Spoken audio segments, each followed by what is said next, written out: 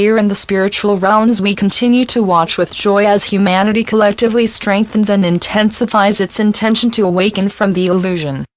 Within the illusion, signs of the awakening are apparent all over the world. Pay attention to them because doing so uplifts and inspires you further, strengthening that intent. The strength of your intent is important and powerful, and to simply reset it further, intensifies it. You want to awaken, so focus on doing that. All across the world people are doing that in increasing numbers, while others are engaging in group prayer and meditation sessions for world peace. You are always heard and deeply honored for holding these intents and events, and they are very effective. God's will is for humanity's happiness, and therefore so is yours because all are one. There is no separation. However, you can choose to continue playing the game of separation and intend to have a will that is not in alignment with God's. But that will, like the illusion, is unreal.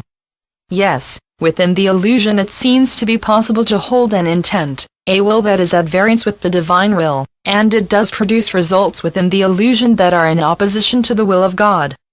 Doing that is like drawing the blinds to shut out the light of God's love for you, enveloping you in darkness that give rise to much unnecessary suffering, suffering that because it is so painful is then projected out onto others in the form of attacks. Until very recently this was the way many lived on earth. It seemed natural because to be loving or trusting invited attack or betrayal. But as your awakening process got underway, more and more people began to work with love, treating others with respect and compassion, and finding inner peace as a result.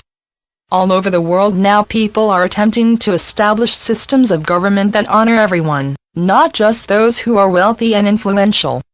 And those who have been accustomed to having inordinate power and influence are ineffectually resisting these inevitable changes. Corruption in high places, which previously was so cleverly concealed, is now being revealed further, galvanizing the efforts of those who seek to dissolve the old order and replace it with a system that works compassionately and lovingly for everyone. And a new system is what humanity wants, needs, and will bring into being, because it is the collective intent. The mainstream media does not report on the desires, the wishes, or the intentions of humanity. It reports what its paymasters demand, so do not waste time looking for news of an uplifting and inspiring nature there. As you have been told before, the new golden age has arrived, and the evidence for that is widely accessible if you seek it out. All across the world, love is flowing freely, and many are feeling it and engaging with it as they let go of old attachments that have been holding them hostage to grudges and grievances, unloving attitudes that are undoubtedly the underlying causes of so much earthly suffering. The future is very bright as the veils that you drew between yourselves and the light of God's love become tattered, shredded, and are withdrawn. They will not be repaired because the times for hiding from God in fear and darkness are over, and the infinite and eternal love in which He holds humanity can no longer be denied. God loves all His children without exception. He sees no difference between race, color, creed, political or religious persuasion, male or female, or sexual orientation. You are His beloved children, absolutely free to follow the life paths that appeal to each one of you personally, and to develop them lovingly and creatively for the enjoyment of all. There is no right or wrong.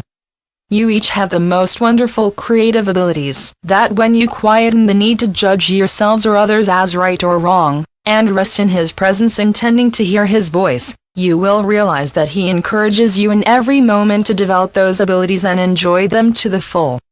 You are love, there is nothing else, and if you honor your true nature, suffering will be gone because no one could possibly choose to say or do anything that would harm or hurt another.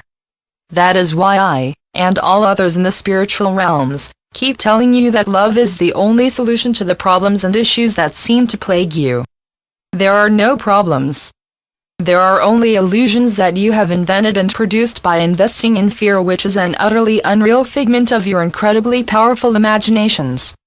Your belief in fear has persuaded you that you need to defend yourselves from myriad threatening catastrophic possibilities that endanger you in every moment, and so you have built all sorts of defenses, psychological, religious, political, physical, and military, which only serve to confirm those fears and beliefs. And what you believe in, you produce, so that your worst fears are confirmed, and catastrophes occur. In those areas where people are releasing their fears and demonstrating love in action by being themselves, instead of presenting to the outside world the fearful masks that they have hidden behind for so long, issues and problems are being resolved and no one loses out. As your awakening process continues, it will become increasingly apparent that there are no problems, and harmonious creative interactions will replace the tiresome and ineffectual negotiations to which you have become inured.